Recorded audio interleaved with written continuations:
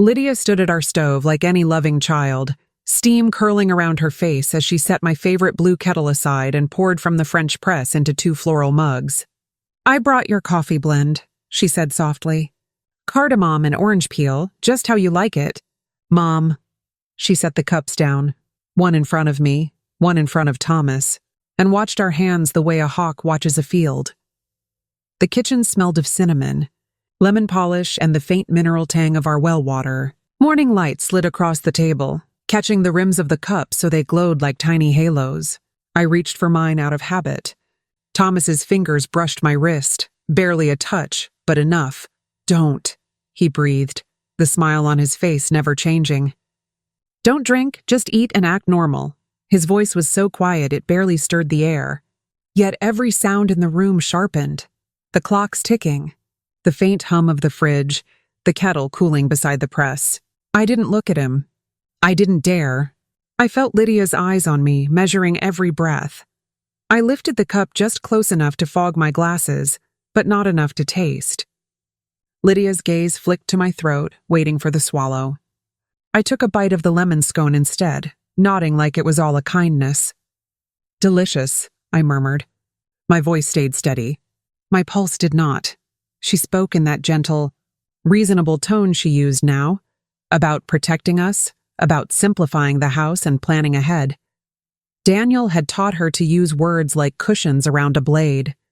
I smiled, pretended to listen, counted each heartbeat until she stood to leave. When the door finally shut, Thomas exhaled.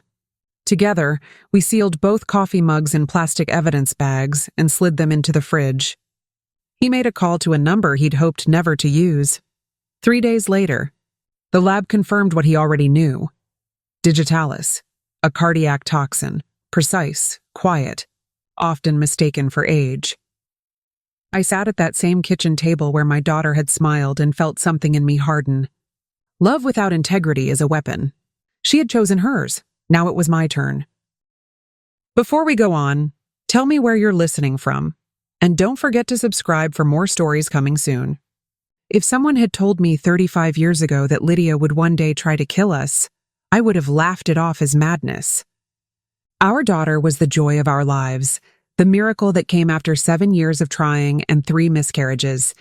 From the moment I held her in my arms, tiny and wailing and perfect, I promised I would give her the world. Thomas and I weren't wealthy by any means. He worked as a mechanic and I taught elementary school. But we built a good, honest life together. We packed Lydia's lunches with handwritten notes tucked inside. We saved every spare penny to send her to the best schools. Every decision we made, every sacrifice, was for her. She was bright from the beginning. By age 10, she was reading novels far beyond her grade level.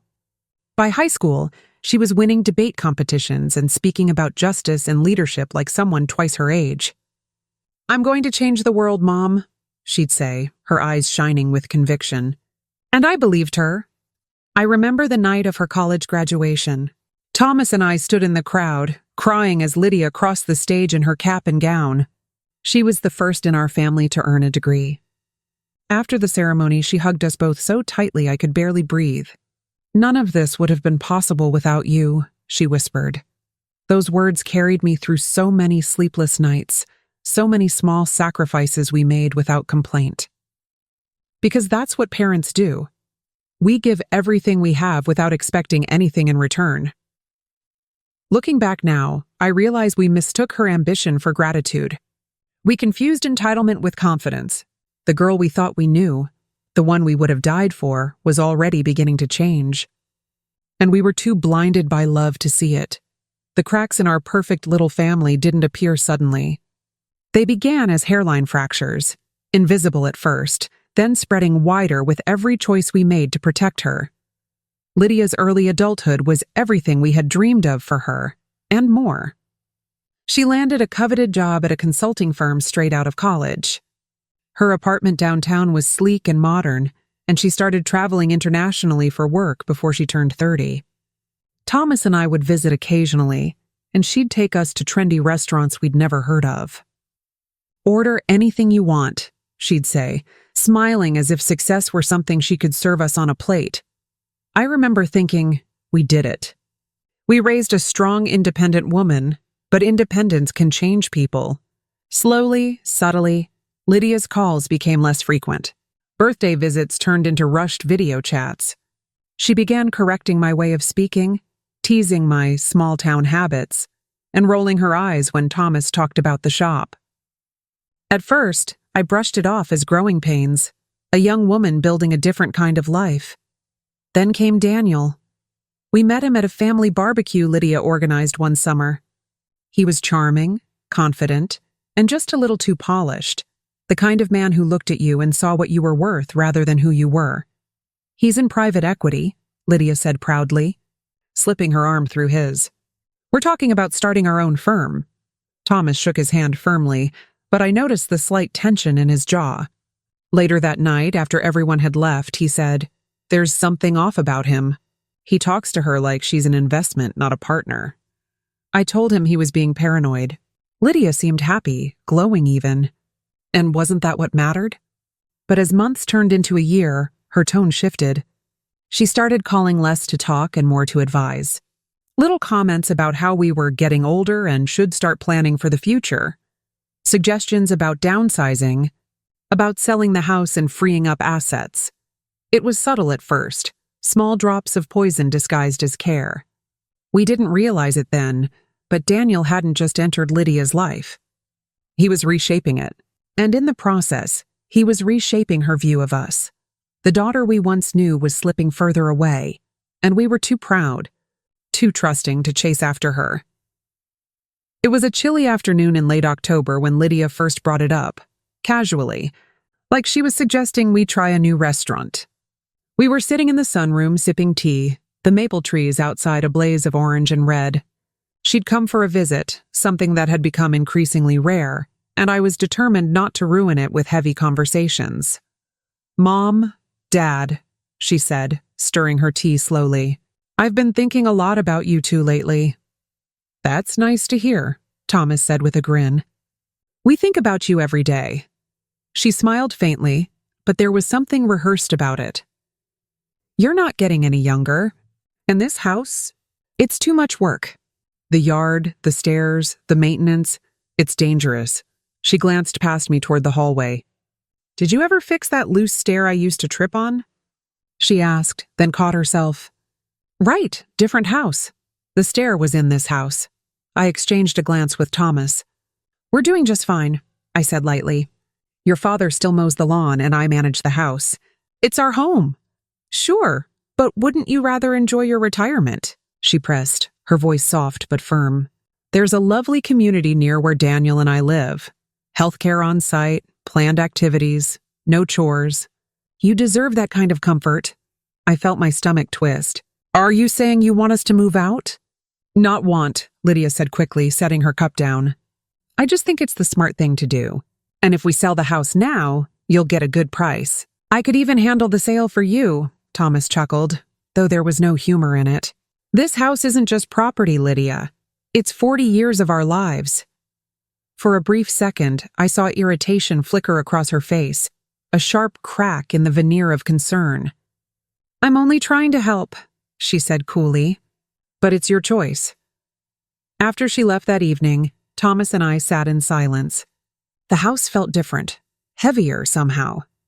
"She's planning something," he said finally, his voice low. I shook my head, refusing to believe it. "She's just worried about us." But deep down, a small, stubborn voice whispered that he was right. This wasn't about worry. It was about control, and Lydia had just made her first move. 2 weeks passed before Lydia's next visit, and this time she didn't come alone. Daniel, her husband, arrived with her, briefcase in hand and a salesman's smile plastered on his face. I knew immediately that this wasn't just a casual drop-in. "Mom, Dad," Lydia began as they stepped inside. "We thought we'd help you plan for the future." "Future?" Thomas repeated, arching an eyebrow as he closed the door. Daniel laid a folder on the coffee table. "We spoke with a financial advisor. It's smart to get your affairs in order while you're both healthy. That way, when the time comes, everything is smooth and easy." I glanced at Thomas, uneasy. We already have a will, I said. Yes, but it's outdated, Lydia countered smoothly. Things have changed. Real estate values, taxes, inheritance laws, it's complicated now. You could lose a lot if you don't plan properly. Thomas leaned back in his chair, his expression unreadable. And what do you suggest? Lydia smiled, too sweetly. Well, we could start by putting the house in my name. That way, you'd avoid probate and legal costs. You'd still live here, of course, but technically it would belong to me. I felt the color drain from my face. Put the house. In your name? Only for legal reasons, Daniel added quickly. You'd still have full control. It's just safer this way. Thomas chuckled, but there was steel beneath it. Safer for who? Dad? Lydia sighed, her voice shifting to that patronizing tone adult children use when they think they know better. We're only trying to protect you. You're not thinking long-term. After they left, I stood at the window and watched them walk to their car. Lydia's smile vanished the moment the door shut. She said something to Daniel, and he laughed. They're planning something, Thomas said again, more certain this time. I didn't answer. But as I stared out at our garden, the one we'd built together from nothing, I realized something had changed. This wasn't love-driven concern anymore. This was strategy, and we had just become the prize. Winter arrived early that year, bringing with it a chill that seemed to seep deeper than the bones, into the very walls of our home. Lydia's visits became more frequent, but they were never just visits anymore. Each one carried a new suggestion, a new concern, a new piece of unsolicited advice that always circled back to one topic: control. Mom, she said one afternoon as we folded laundry together in the kitchen, do you realize how dangerous it is for you to be climbing those attic stairs? You could fall, and no one would know until it's too late. I've been using those stairs for 40 years, I replied with forced patience. Yes, but you're not 40 anymore, she shot back, her tone soft but condescending. What if something happens when I'm not around? You're never around, I muttered under my breath. She ignored the jab and changed tactics. Daniel and I have been talking. Maybe it's time we take over your finances, just to make sure the bills are paid on time and that you're not being scammed. I dropped the shirt I was folding. We're perfectly capable of paying our own bills. Of course you are, she said, hands raised in mock surrender. But wouldn't it be nice not to worry about those things anymore? You could just focus on enjoying life. Enjoying life. The words felt like poison. That night, Thomas and I sat at the kitchen table long after dinner had gone cold. She's circling us, he said quietly, staring at the untouched slice of pie in front of him, like a hawk waiting for a weak moment. I sighed, staring at my wrinkled hands. I don't understand it. We gave her everything. We sacrificed for her. That's the problem, he said bitterly. We gave her everything, and now she wants the rest. I looked around the kitchen, every corner filled with memories of birthdays, holidays, laughter, and for the first time it all felt fragile, as if it could be taken from us with the stroke of a pen or a single calculated decision. And deep down, I feared that was exactly what Lydia intended. The conversation we'd both been dreading finally arrived on a gray Sunday morning. Lydia called ahead to say she and Daniel were coming over with something important to discuss. The moment they walked through the door, I felt my stomach knot.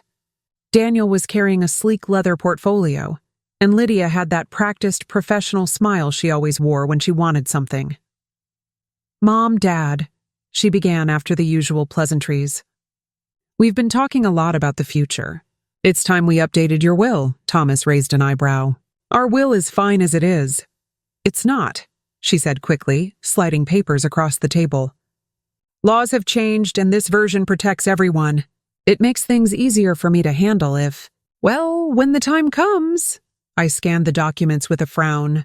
Lydia's name was everywhere, listed as executor, sole trustee, and in one clause, primary beneficiary of both the house and our savings.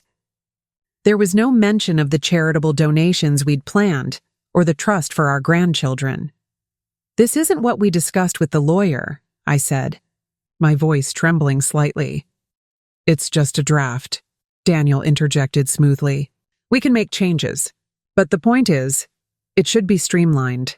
Too many beneficiaries complicate things. Thomas leaned back, folding his arms. Streamlined for you, maybe. Lydia sighed, her patience thinning.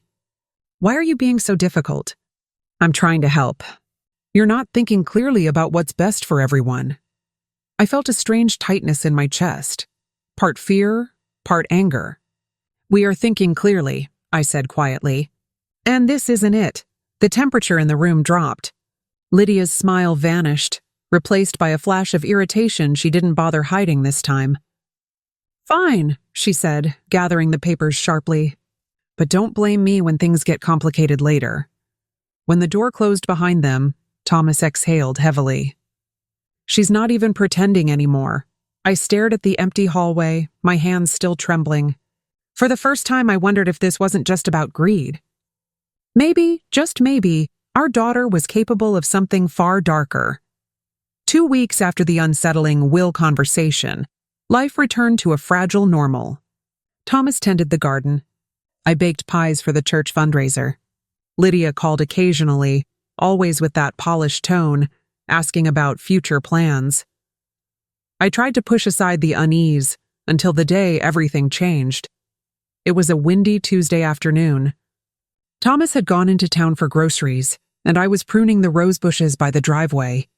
I heard the screech of tires before I saw the car, Lydia's silver sedan, speeding far too fast for our narrow street. It swerved sharply as it approached, clipping the edge of the curb. "Mom!" Lydia screamed, throwing the door open. "Dad's been in an accident." My shears dropped from my hand. My heart stopped. "What, where? Is he okay?" "He's at County General. They're doing tests. It's serious." "Come now." The next hour blurred. I barely remember the drive, only the sterile hospital smell and the sight of Thomas on a gurney, his face pale and bruised. It was strange, the paramedic told me quietly when Lydia stepped out to make a phone call. Said he lost control going downhill. But the brake lines? They looked tampered with. Tampered? I whispered. He shrugged. Could be wear and tear, but maybe have a mechanic check. I didn't tell Lydia what he'd said. I watched her through the glass window instead, pacing, talking rapidly into her phone, glancing back at us with an expression that wasn't grief. It was calculation. Thomas survived, thank God. 2 fractured ribs, a mild concussion, nothing life-threatening. But that night, as he lay resting in his hospital bed, he turned to me and said what I had been too afraid to voice. "Those brakes didn't fail by accident," he murmured. I gripped his hand tightly, my blood running cold. "You think Lydia?" "I don't know," he said. "But from now on, we watch everything. Everything." The seed of fear had taken root, and deep down, I knew it was only the beginning. Thomas came home from the hospital a week later, moving slowly but refusing to rest. He insisted on inspecting the car himself. By the time he returned from the garage, his jaw was tight and his knuckles were white around the steering wheel. "The mechanic confirmed it," he said. "The brake lines were cut, not worn out, not corroded. Cut." I felt the blood drain from my face. Who would do something like that? He didn't answer, but we both knew who hovered unspoken in the silence between us. A few days later, Lydia came by with Daniel and a cheerful smile that didn't reach her eyes. "How are you feeling, Dad?" "I told you, you should stop driving at your age." "It's dangerous," Thomas forced a polite smile. "I'm fine. And the car's fine too." Her gaze flickered, just for a second, before she shifted gears. "Since we're talking about safety, Daniel and I were discussing options. There's a wonderful assisted living facility outside the city. It's beautiful. Gardens, medical staff, everything you'd need." I blinked. "We don't need that." "Mom," she said patiently, like I was a stubborn child. "Dad just had a near-fatal accident. What if next time it's worse? What if something happens when you're alone?" Thomas's tone turned cold. "We're not leaving our home." Daniel jumped in. "It's not about leaving, it's about planning.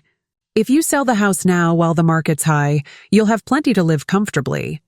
And we can manage the proceeds so you don't have to worry about anything."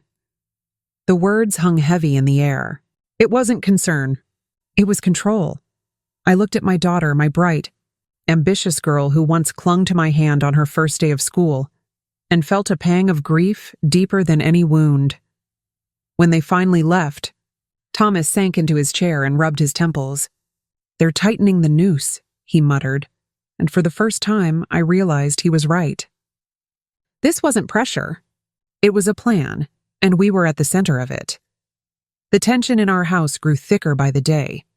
Lydia's visits became more frequent, always paired with a new suggestion about selling, downsizing, or moving into managed care. She'd show us glossy brochures of retirement communities with manicured lawns and cheerful staff, but all I saw was a cage. One afternoon, as she sipped tea at our kitchen table, she let her mask slip. "You know," she said casually, stirring sugar into her cup, "Daniel and I have been talking about how wasteful it is for two people to hold on to such a large property. It could be put to much better use." I set my teacup down slowly. "Better use? This is our home. It's just emotional attachment," she said with a smile too sweet to be sincere. "You can't let sentiment cloud good financial decisions." Sentiment? Thomas's voice was low, controlled, but I recognized the storm brewing beneath. "This isn't a stock portfolio. This is our life." Lydia sighed, clearly frustrated. "Fine, do what you want. But don't expect me to clean up the mess when you're gone." The words stung, not because of their cruelty, but because of their meaning. When you're gone. After she left, I walked into Thomas's workshop. He was pacing, his brow furrowed. "It's not about helping us," he said. "It's about control. The house, the money, everything." I sat beside him on the old wooden bench, my hands trembling. "Do you think she'd really hurt us?" He hesitated before answering. "I think she already tried. That night I couldn't sleep. Every creak of the floorboards made me jump. Every passing car light made my heart race. And then, sometime after midnight, I saw it. A figure standing by the garden fence, still and silent. I rushed to the window, but by the time I opened it, the figure was gone. Thomas appeared behind me. "What is it?" "Nothing," I whispered. But deep down, I knew it wasn't nothing. The facade of family had cracked, and something far more sinister was beginning to show through. The morning it all shattered began like any other. Soft light through the curtains, the smell of Thomas's coffee drifting from the kitchen. But beneath the ordinary hum of life, I felt a heaviness in the air.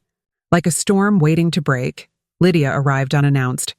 Daniel trailing behind her with that same rehearsed smile he always wore when unpleasant news was about to follow. She didn't bother with pleasantries this time.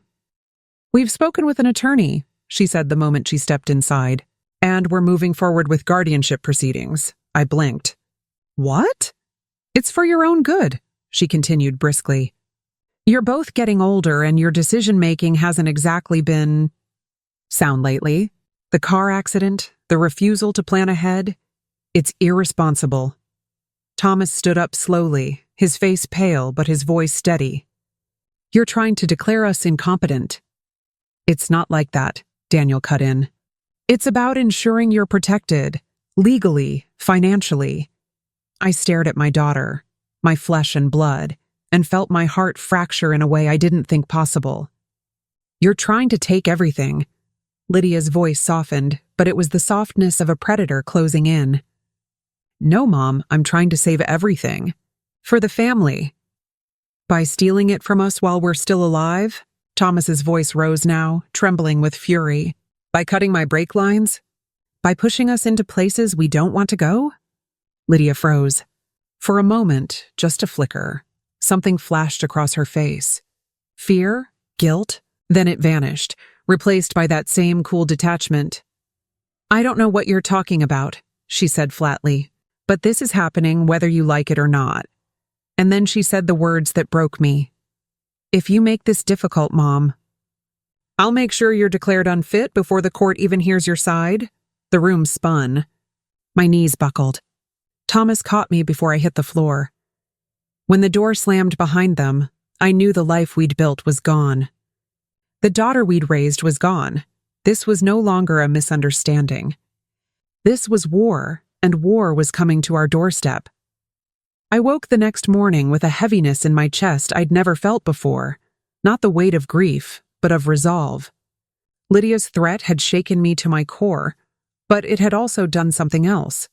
It stripped away the last illusions I had about my daughter. Whatever warmth and loyalty once lived inside her was gone. What stood before us now was a calculating stranger in our child's skin. Thomas was already in the kitchen, staring into his untouched coffee. "We can't wait for them to make the next move," he said without looking up. "We need to know what they're planning." "All of it," I nodded, still numb. "But how?" "We start with the paper trail." It was as if a switch had flipped in him. That same quiet man who had always believed in giving people the benefit of the doubt was now making lists, calling lawyers, and digging through old filing cabinets. I followed his lead. Together we pulled out every bank statement, every insurance document, every legal paper we had, and that's when we noticed it. A new life insurance policy Thomas had never signed, naming Lydia as sole beneficiary. "She forged this," he whispered, his hands shaking. "And if she did this," I said slowly, "what else has she done?" We spent the next few days quietly gathering information. I requested copies of property deeds and trust documents. Thomas called his mechanic friend and asked for a written statement about the cut brake lines. We contacted our family lawyer, Mr. Carmichael, and explained what had happened. "This isn't just a civil matter," he told us gravely after reviewing the documents.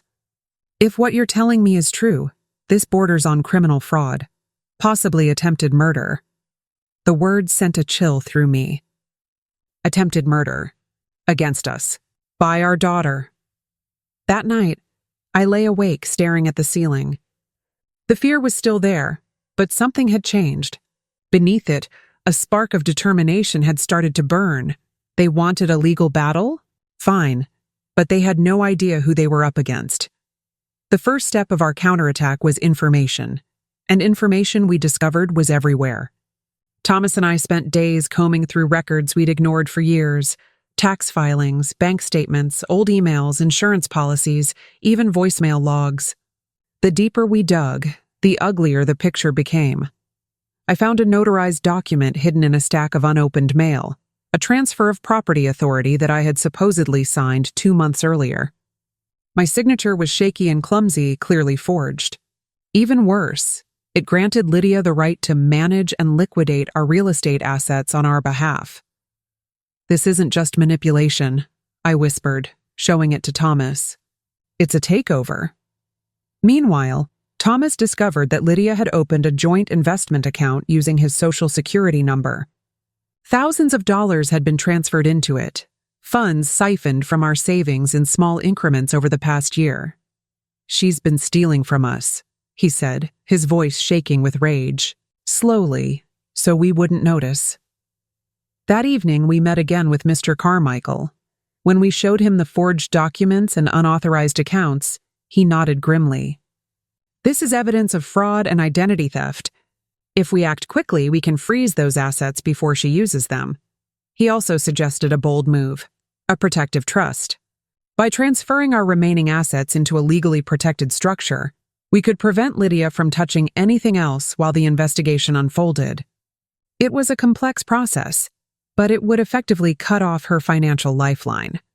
We agreed immediately.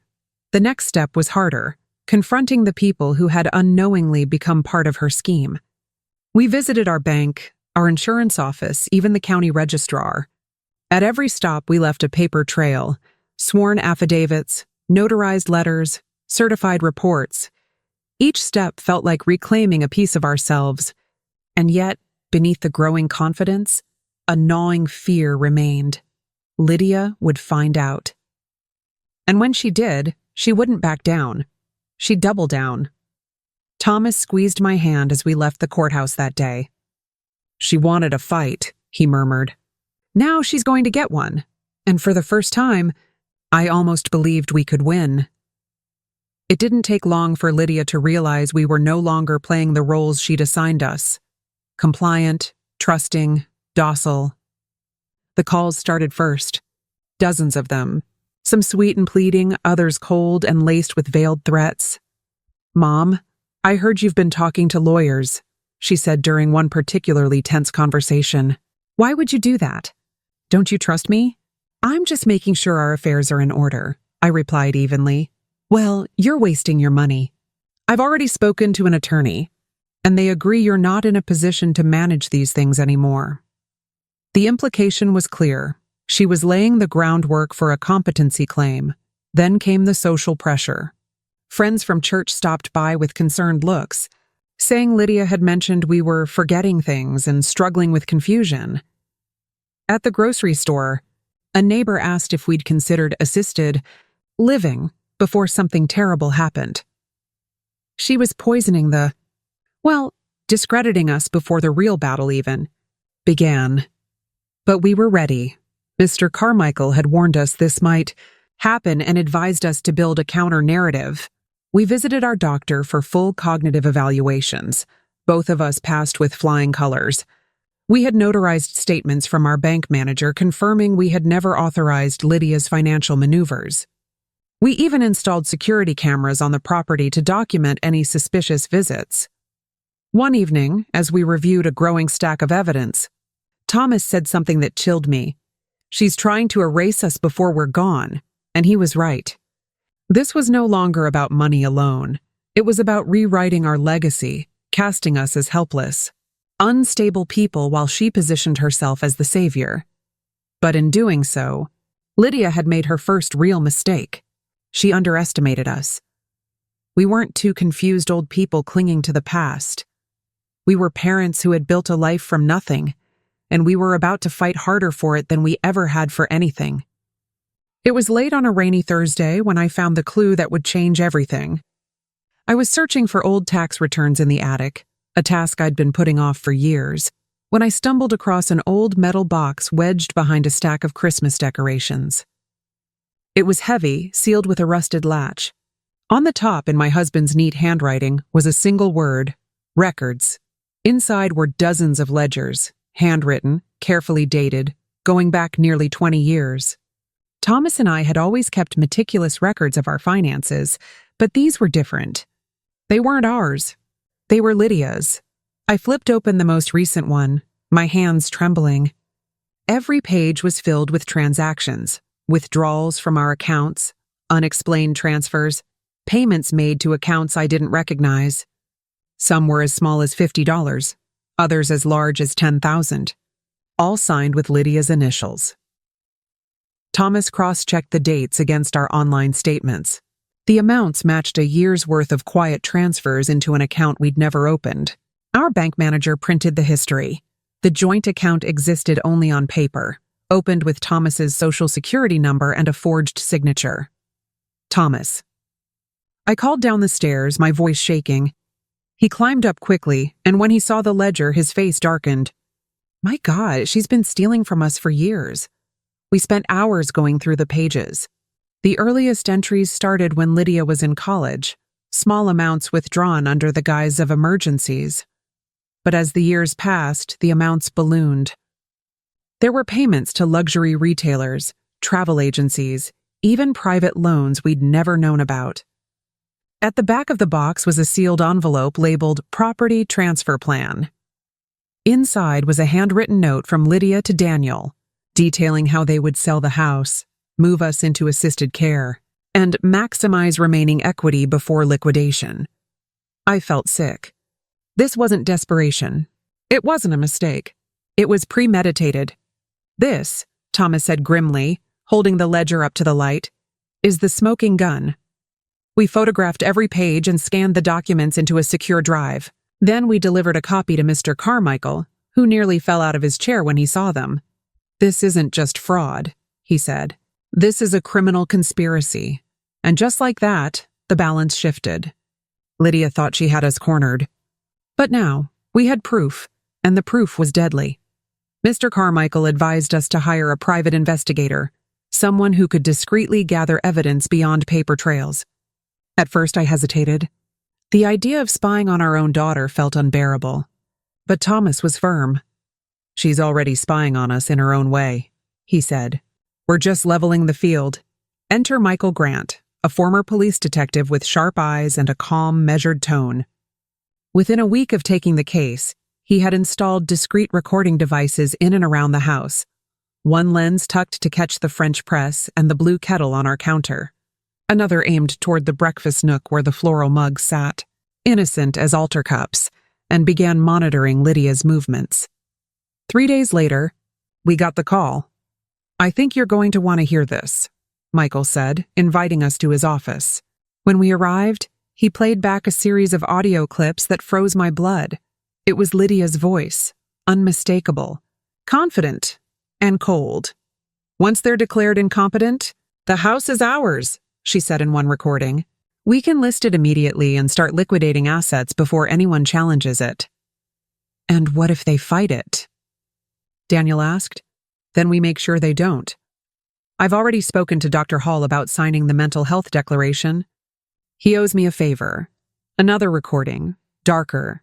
Honestly, I don't care how we do it. As long as they're out of the picture before winter, we're set. I'm not waiting another year for what's mine." Silence followed. My hands shook so badly Thomas had to steady them. "This," Michael said, sliding a flash drive across the table, "is enough to initiate a criminal investigation, especially with the forged documents and the ledger. For months we had been gaslit, manipulated, made to doubt our own reality. Here, finally, was undeniable proof, Lydia's own words condemning her.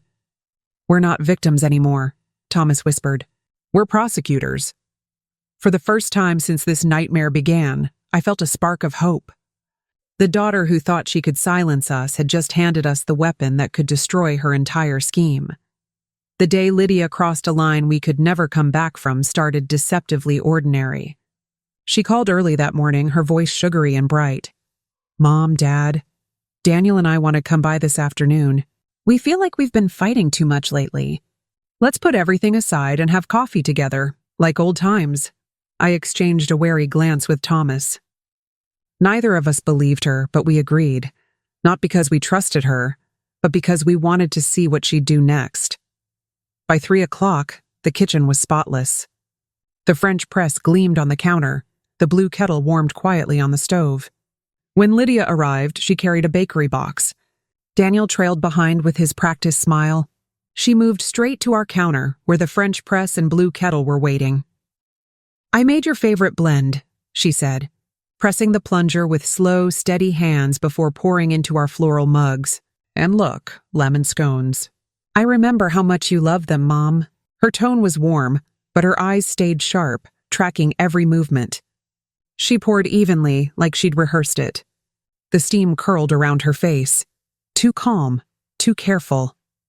I lifted my cup, but Thomas's hand found mine under the table.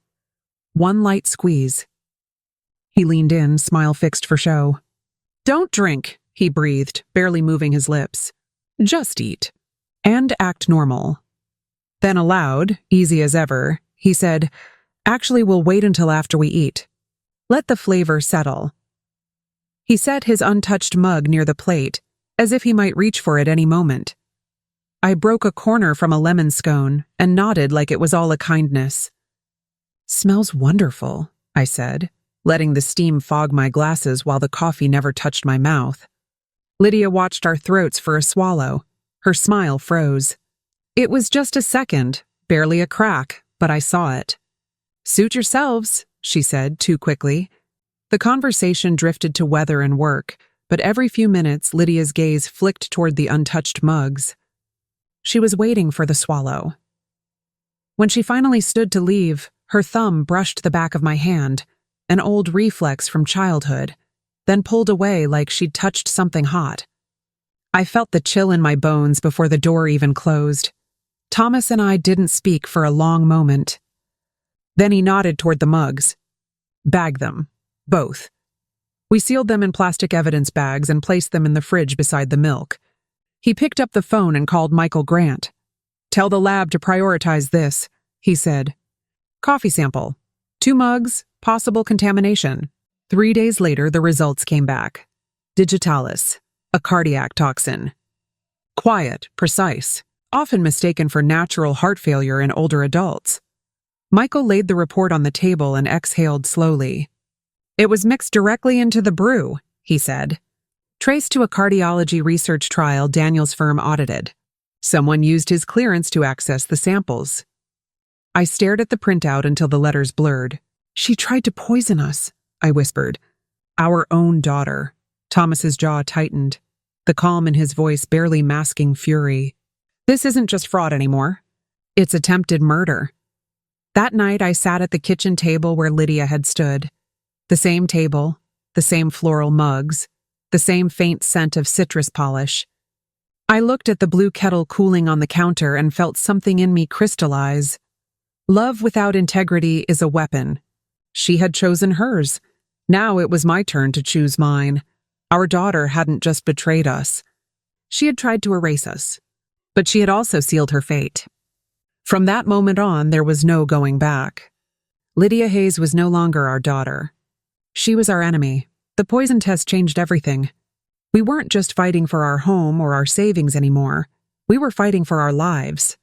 And that meant it was time to stop reacting and start acting.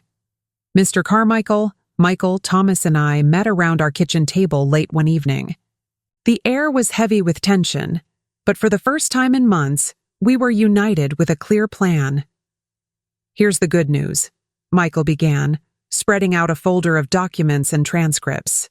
You have enough evidence to press multiple felony charges: fraud, forgery, attempted murder, conspiracy. But if you want to make this airtight, we need one more thing: a direct confession. Thomas leaned forward. How do we get that? By letting them think they're winning, Michael said with a small, cold smile. The plan was deceptively simple. We would pretend to concede. We'd tell Lydia we were ready to sign over financial power of attorney, discuss selling the house, and even entertain the idea of assisted living. All of it would lull her into lowering her guard, and hopefully, into bragging. The following week, we invited Lydia and Daniel over for dinner. I forced myself to greet them warmly, even hugging Lydia at the door. We've been thinking about what you said, I told her over the meal. Maybe it's time we make some changes. Her eyes lit up like a predator catching scent of blood. Really? I think that's a very wise decision, Mom. Maybe we can go over some documents tomorrow, Thomas added. Make everything official. It was subtle, but I saw the shift, her shoulders relaxing, her tone softening, her mask slipping just a little. She was starting to believe we'd surrendered. The next day, Michael installed a discreet camera in the living room, hidden behind a framed family photo. Another recorder went under the coffee table. Everything was in place. Tomorrow, Michael said, we give them the stage. As I stared at the old photo, Lydia as a toddler on Thomas's shoulders, I felt a pang of sorrow. But it was quickly replaced by something harder. Tomorrow she would walk into a trap, and this time we would be the ones writing the ending. The next afternoon, the house looked like it always did, cozy, quiet, unthreatening. But beneath that ordinary veneer, every inch was wired. 2 hidden cameras, 3 audio recorders, and Michael himself, parked in a van down the street with a live feed.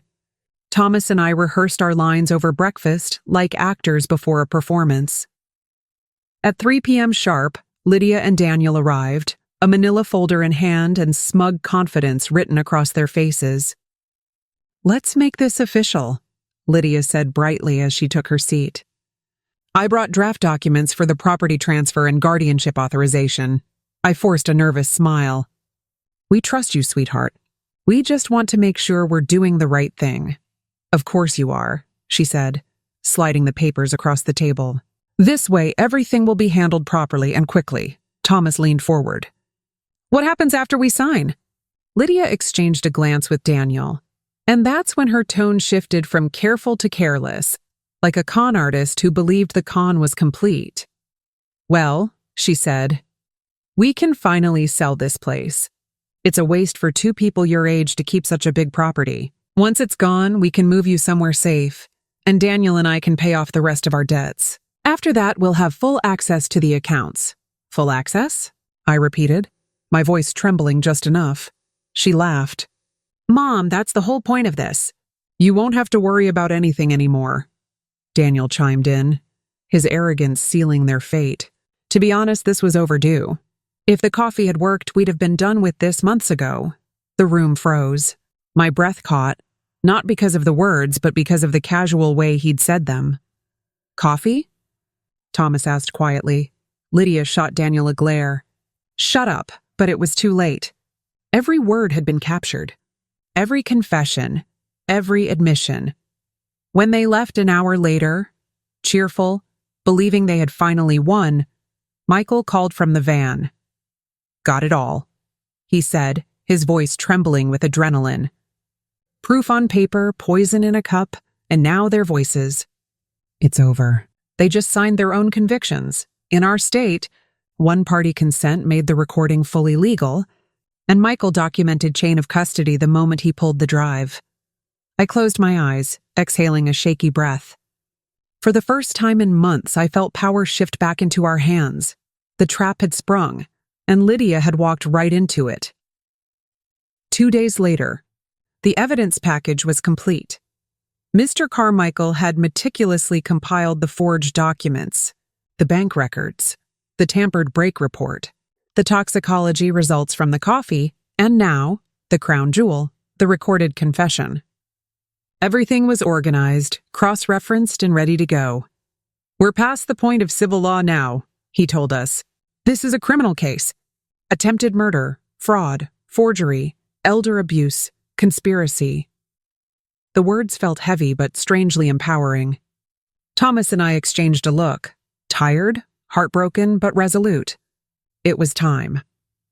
We made an appointment with Detective Laura Mendoza, a seasoned officer known in our small town for being relentless with elder exploitation cases. As we laid out our evidence in the police conference room, her calm, professional demeanor gradually gave way to disbelief. You're telling me your daughter did all of this? She asked, flipping through pages of financial statements and lab reports. Yes, Thomas said evenly, and if we hadn't uncovered it, we'd likely be dead. The detective's jaw tightened. You did the right thing coming to us. With this level of documentation, we can get warrants within 48 hours. True to her word, things moved quickly. The police obtained court orders to search Lydia and Daniel's home, seize their electronic devices, and freeze any accounts tied to stolen funds. Within days, digital forensics uncovered email chains and text messages discussing next steps, payments to a shady medical professional for a falsified mental evaluation, and even drafts of a fabricated suicide note, written in my name. They were going to stage your deaths, Detective Mendoza said grimly as she handed over the copies. The horror of it hit me like a punch to the chest. Not only had our daughter tried to poison us, she had been planning how to erase us completely, but instead of despair, I felt something new coursing through my veins. Justice. The case was now out of our hands and in the States, and for the first time, Lydia and Daniel would face a force even their arrogance couldn't manipulate. Thomas took my hand as we left the precinct. It's happening, he whispered. Yes, I said, my voice trembling. And there's no turning back now.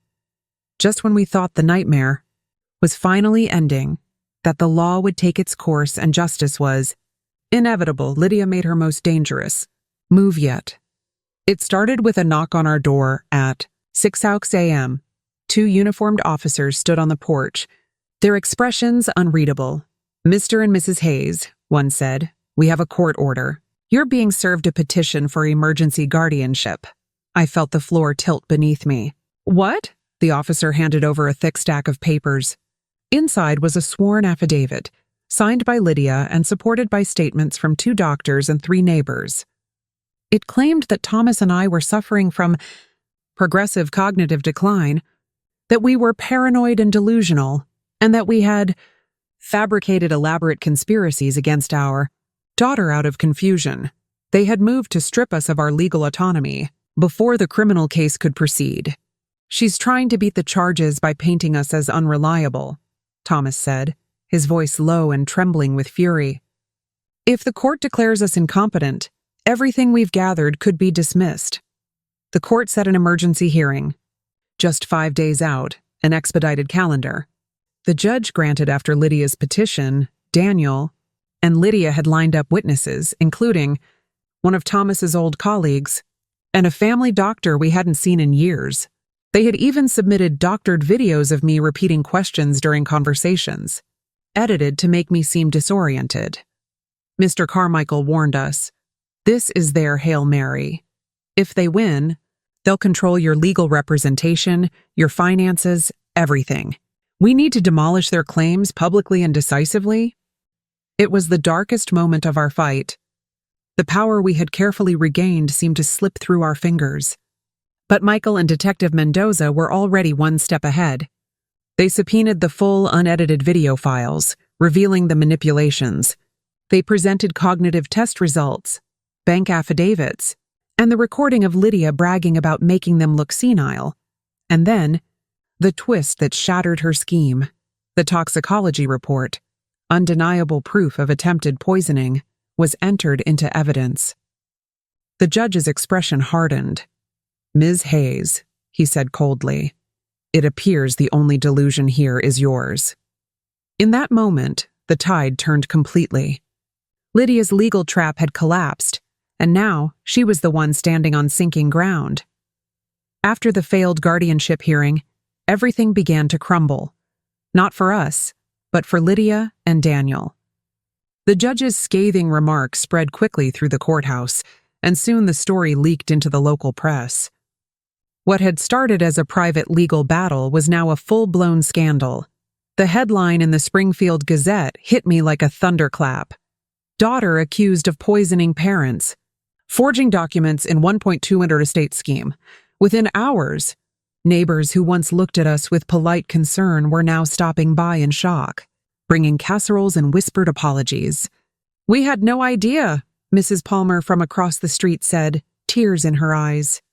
Lydia told us you were losing your minds.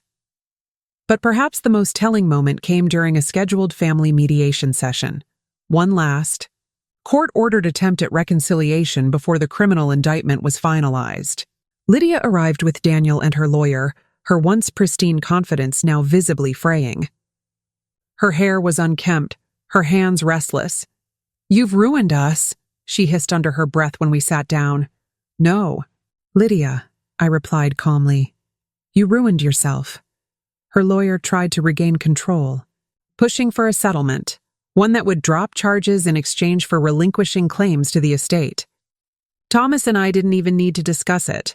No deals, he said firmly. You tried to kill us. You forged our names. You wanted us gone. There's no negotiation for that, Lydia's composure cracked. You owe me, she shouted, slamming her hand on the table. I gave up everything for this family. The room fell silent. Her lawyer gently placed a hand on her arm, but the damage was done. The judge overseeing the mediation noted every word, another piece of evidence of her intent. Outside, cameras flashed as we left the courthouse. Reporters shouted questions about betrayal, justice, and forgiveness. I didn't answer. There was nothing left to say. That night, I sat on the porch with Thomas, watching the sunset wash our garden in gold. For the first time in months, we allowed ourselves to breathe. She's unraveling, Thomas said quietly. No, I whispered, staring into the distance. She's already undone. The unraveling spread far beyond the courthouse. What had started as whispers in our quiet town soon became headlines across the state. Reporters dug deeper, uncovering a tangled web of fraud, theft, and manipulation spanning over a decade, all orchestrated by our own daughter. The media coverage unearthed details even we hadn't known. Lydia had secretly taken out multiple high-interest loans using our property as collateral. She had forged signatures on tax documents and attempted to sell off portions of our land without our consent. Each new revelation was like another stab in the heart, but also another nail in the coffin of her defense.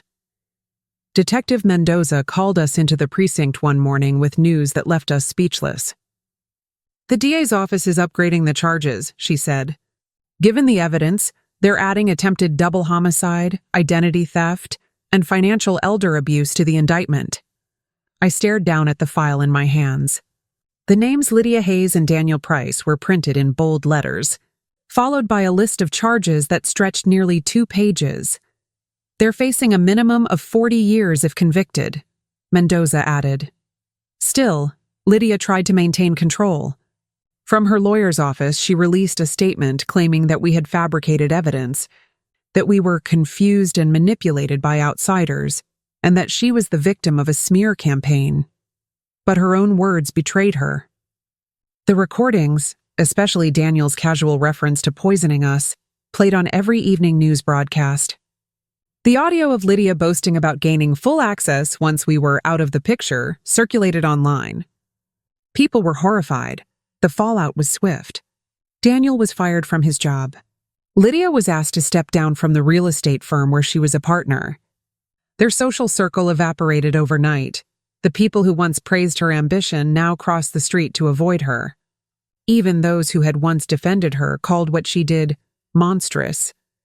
And in the quiet of our kitchen that night, Thomas said what we were both thinking. This isn't just about justice anymore. This is about the world finally seeing her for who she really is. I nodded, tears slipping silently down my cheeks. And who she is not our daughter. It was 2 weeks before the indictment when Lydia showed up unannounced at our door. We hadn't seen her since the disastrous mediation, and for a moment, seeing her standing there in the rain, soaked and shaking, I almost didn't recognize her.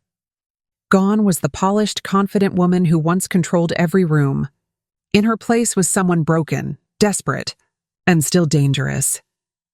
"Please," she whispered when I opened the door. "I just want to talk." Thomas started to close it, but I stopped him. Something inside me, some stubborn, lingering fragment of maternal instinct, needed to hear what she had to say.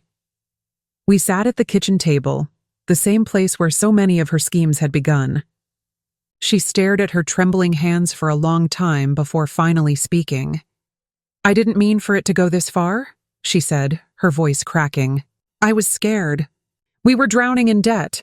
Daniel was threatening to leave. I panicked." "Panic doesn't make you cut brake lines," Thomas said flatly. "It doesn't make you poison coffee." Lydia winced as if struck. I know. I can't explain it. I just kept telling myself that once it was all over, things would be better, for all of us.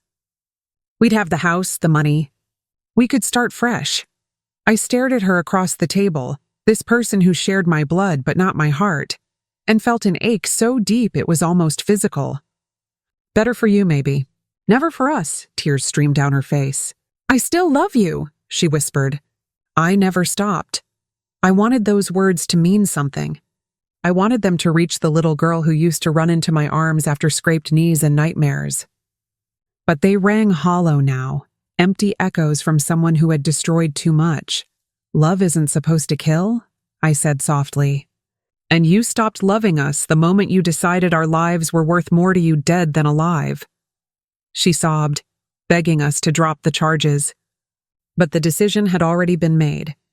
The justice system was in motion, and nothing she said now could stop it. When she left, I collapsed into Thomas's arms, shaking. "It still hurts," I whispered. "I know," he said, holding me tighter. "But this hurt is the price of surviving." The day of the grand jury hearing dawned gray and cold, the kind of morning that made the world feel heavy. I sat beside Thomas on a stiff wooden bench outside the courtroom, clutching a folder of evidence I'd memorized 100 times over. No matter how much I prepared, my heart still pounded like it was trying to escape my chest. "This is it," Thomas murmured, his voice steady but his eyes distant. "This is where we hand it over." Inside, the room was solemn. 12 jurors, a prosecutor, a judge, and a silence that felt heavier than any words. We were called as the first witnesses. I swore an oath, my hands trembling, and took the stand. "Mrs. Hayes," the prosecutor began gently, "please tell the jury, in your own words, what happened." And so I did. I told them everything, from the brake lines and the poisoned coffee to the forged documents, the financial theft, the recorded confession, and the fake mental evaluations. My voice cracked when I described the betrayal, the fear, and the night I realized my daughter wanted me dead. Thomas testified next, his voice calm and unwavering as he laid out the evidence like a timeline of calculated evil. Michael presented the audio recordings and photographs. Detective Mendoza walked the jury through the bank records and forensic reports. Each piece was another brick in the wall closing around Lydia and Daniel. The defense tried to paint us as confused and vindictive, but the evidence was overwhelming. The jurors' faces were grim, their eyes hard. They weren't looking at a family dispute. They were looking at a crime. After 2 hours of deliberation, the decision came back unanimous. Sufficient evidence to indict both Lydia Hayes and Daniel Price on all charges. I exhaled a breath I didn't realize I'd been holding. Thomas reached for my hand, squeezing it gently. "It's really happening," he said softly. I nodded, tears burning my eyes. We're finally going to see them answer for what they did. But as we walked out of the courthouse, I also knew something else. The hardest part wasn't over yet. The trial and the truth were still to come. 6 months later, the courthouse buzzed with tension on the morning of the trial. The case had drawn statewide attention. Cameras lined the steps, reporters shouted questions, and strangers pressed against barricades hoping for a glimpse of the poison plot parents. It was surreal to think that our once private nightmare had become a public spectacle. Inside, the courtroom was packed. Neighbors, former friends of Lydia, even distant relatives we hadn't seen in decades filled the benches. Some looked at us with pity, others with admiration. But every gaze turned cold when Lydia and Daniel were led in, both in handcuffs, both pale and drawn. I couldn't stop my heart from breaking just a little. "That's my daughter," I thought, even as the sheriff escorted her past me without a glance. The prosecution opened with devastating clarity. "This case," the district attorney said, "is not about inheritance or family disagreements. It is about 2 adults who conspired to murder their parents, slowly, deliberately, and for profit." Over the next several days, the evidence unfolded like chapters in a horror story. The bank statements, forged signatures, and fake evaluations were displayed on a screen for the jury to see. The toxicology reports confirmed the presence of digitalis in the coffee. Experts testified that the brake lines had been cut deliberately. Then came the recordings. Lydia's voice, dripping with arrogance, filled the silent room. "Once they're declared incompetent, the house is ours. If the coffee had worked, we'd be done by now." Jurors shifted uneasily. Reporters scribbled furiously. Even Lydia's lawyer looked deflated. But the most haunting moment came when Daniel's casual remark about poisoning us was played aloud. A collective gasp swept the courtroom. Lydia bowed her head and covered her face with trembling hands. When it was my turn to testify, I told the truth, not with anger, but with sorrow. "I loved my daughter," I said. "I would have given her anything. But she wanted everything, including our lives."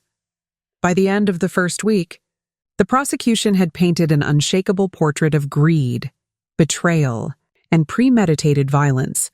And though the defense still had its turn, everyone in that room, including Lydia, knew the tide had turned. Justice was no longer a hope. It was on its way.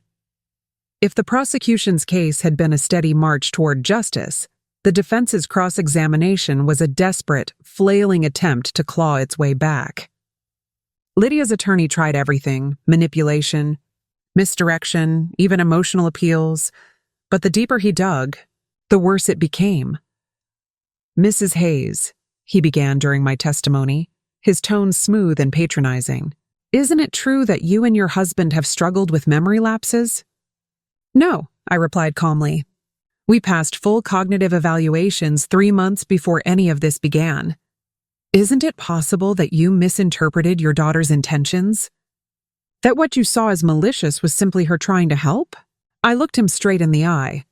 Cutting brake lines, poisoning coffee, and forging signatures are not acts of help. The jury's eyes stayed fixed on me. His attempts to discredit us were falling flat. Then Lydia took the stand. Her lawyer guided her gently at first, painting her as a misunderstood daughter who had been overwhelmed by financial pressures. She spoke about student loans, medical bills, and desperation, her voice trembling as she described her love for us. But when the prosecution took over, that facade cracked fast. "Ms. Hayes," the prosecutor asked, holding up a transcript, "is this your voice on the recording saying, 'If the coffee had worked, we'd be done by now'?" Lydia swallowed hard. I was venting. "It was a joke. A joke about your parents' death?" Silence. "And this email," he continued, displaying it for the jury, "where you discuss selling their property and splitting the profits before they're even declared incompetent, is that a joke too?" Her hands shook. I wasn't thinking clearly." "And this forged power of attorney document, also a mistake?" By the end of her cross-examination, Lydia was visibly unraveling. Tears streaked her cheeks, her answers grew inconsistent, and the jury watched with grim expressions. Daniel fared no better. His attempts to downplay his involvement collapsed under the weight of his own words on the recordings. When the judge adjourned court that day, there was no question in anyone's mind. The defense had nothing left, and Lydia's empire of lies was about to come crashing down. The final day of the trial arrived with a tension so thick it felt like the air itself had stopped moving. The courtroom was silent as we took our seats, every creak of the wooden benches echoing like thunder. Thomas squeezed my hand under the table, a quiet reminder that no matter what happened next, we had already survived the worst. It took the jury less than 6 hours to reach a decision. When they filed back into the room, their faces were grave and unreadable. My heart pounded so loudly I could barely hear the clerk ask for the verdict. In the case of State versus Lydia Hayes and State versus Daniel Price, on the charge of attempted murder, how does the jury find the defendants? Guilty. The word hit me like a wave. Relief, grief, vindication, and sorrow all tangled together.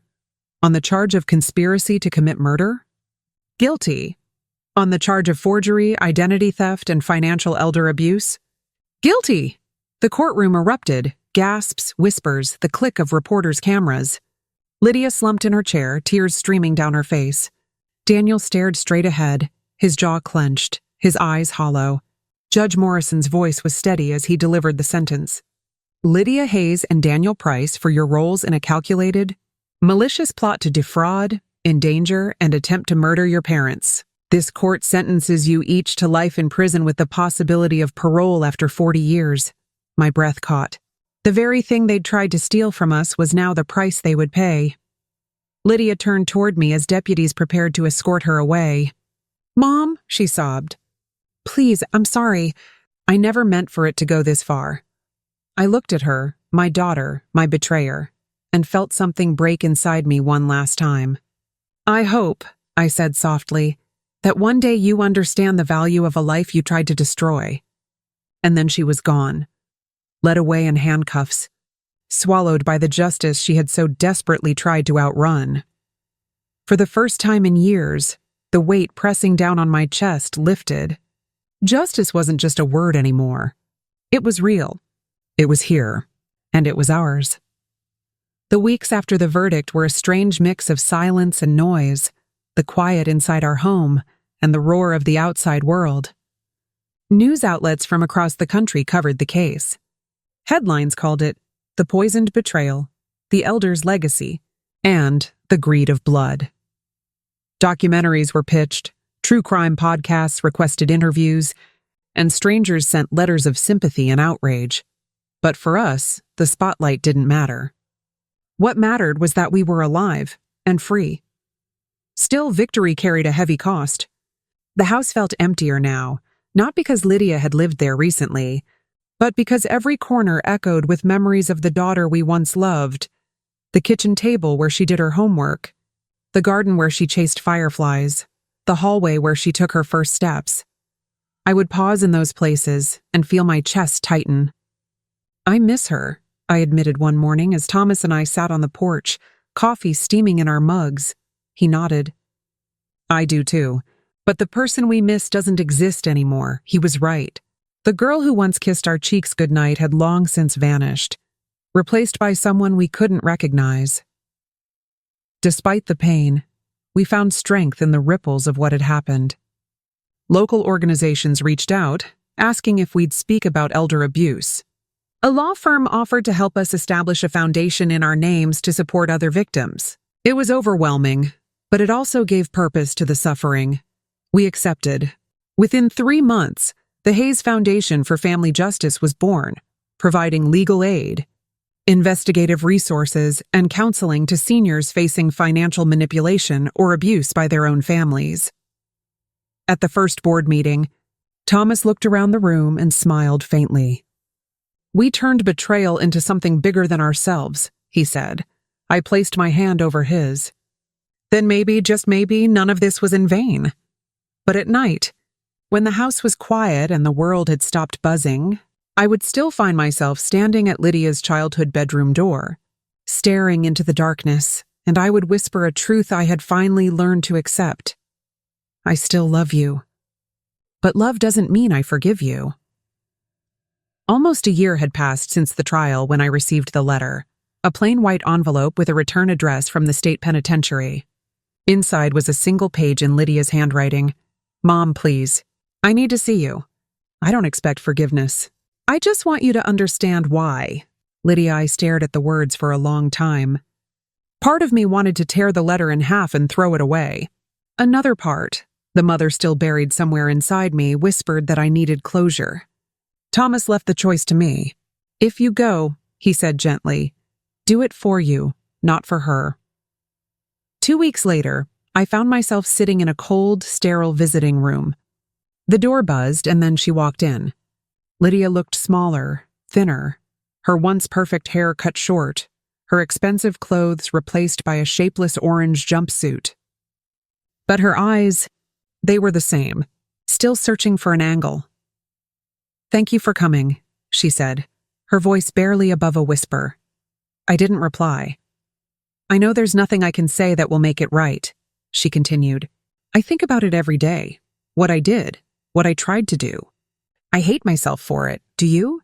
I asked softly. "Or do you hate that you got caught?" She flinched. "At first, yes, but now I see what I became. I don't know how it happened, Mom. It was like greed ate away everything good inside me. I lost myself." Tears welled in her eyes, but I felt nothing. Not anger, not pity. Just an aching emptiness. "I don't forgive you," I said quietly. "Not today. Maybe not ever. But I hope one day you become someone capable of earning forgiveness, even if it's not from me." Lydia nodded, tears streaming freely. "That's more than I deserve." When I walked out of that prison, the sun was setting over the razor wire fences. I took a deep breath, deeper than I had in years. Closure didn't mean forgetting. It didn't mean forgiving. It meant choosing my peace over her guilt. And that finally was enough. Time moved differently after that prison visit, slower, gentler, as if life itself had finally unclenched its fists around us. The sharp, suffocating grief that once filled every corner of our days softened into something quieter. The nightmares came less often. The tears, when they did fall, felt less like wounds reopening and more like rain washing old scars. Thomas threw himself into tending our garden. What had once been just a patch of soil behind the house became a vibrant sanctuary. Rows of lavender, blooming roses, and wildflowers that swayed in the afternoon breeze. He said it reminded him of resilience, of how life pushes forward even after being cut down. I found purpose in the foundation. The Hayes Foundation grew faster than we ever imagined. We funded legal battles for families betrayed by their children, uncovered fraudulent schemes, and even helped pass new legislation to strengthen protections for the elderly. Every time a family wrote to thank us, every time someone told me, "Your story gave us the courage to fight," a piece of my heart stitched itself back together. But healing wasn't a straight line. Some nights, I still found myself wandering into Lydia's old room, staring at the faded posters on the walls and the empty bed where she once dreamed of the future. There were moments when I would remember the little girl who used to crawl into my lap and say, "I love you, Mommy," and the ache would return, sharp and sudden. Thomas understood. On those nights, he would wrap his arms around me and whisper, "We didn't lose everything. We still have each other. We still have a life." And he was right. Our lives, though scarred, were still ours. The betrayal had not destroyed us. It had forged us into something stronger. We were no longer just survivors of a crime. We were witnesses to the resilience of love, the kind that refuses to be defined by blood alone, the kind that protects itself even when the heart still mourns. And in that resilience, we found peace, not the naive peace of forgetting, but the hard-earned peace of knowing we had faced evil and still chosen to live. 10 years have passed. Time, as it turns out, does not erase wounds like these. It softens them, teaches you how to carry them, but the scars remain, invisible lines etched deep beneath the skin. The Hayes Foundation is now a national force. What started as a modest support network for victims of familial betrayal has become a coalition of lawyers, investigators, therapists, and advocates. Our story, painful and raw, has been featured in countless documentaries and books. And though I never sought fame, I understand now that telling the truth isn't just about catharsis, it's about creating change. Thomas and I have become speakers at conferences and universities.